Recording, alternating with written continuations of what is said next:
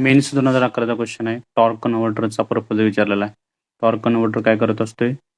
Multiplying करत असते engineering torque automatically. Fluid coupling आणि टॉर्क कन्व्हर्टरमध्ये काय फरक असतो? फ्लुइड कपलिंगमध्ये 2 मेंबर असतात, इम्पेलर, टर्बाइन. टॉर्क कन्व्हर्टरमध्ये 3 असतात, इम्पेलर, स्टेटर आणि टर्बाइन. टॉर्क मल्टिप्लिकेशनसाठी फ्लुइड कपलिंगचा उपयोग होत नाही. कोणाचा उपयोग होतो? टॉर्क कन्व्हर्टरचा. 2:1 to 3:1 काय असतं? टॉर्क रेशो असते. ब्लेड्स कसे असते त्याचे? रेडियल, स्ट्रेट असतात, त्याचे कर्वड आणि इन्क्लाइंड असतात. फ्लुइड कपलिंग कुठं वापरतात? ओल्ड फ्लुइड ड्राईव्हमध्ये, क्लचच्या रिप्लेसमेंटमध्ये. टॉर्क कन्व्हर्टर आता जे मॉडर्न ऑटोमॅटिक ट्रान्समिशन आहे त्याच्यामध्ये वापरलं जाते. याचे ॲडव्हान्टेजेस काय आहेत फ्लुइड कपलिंगचे?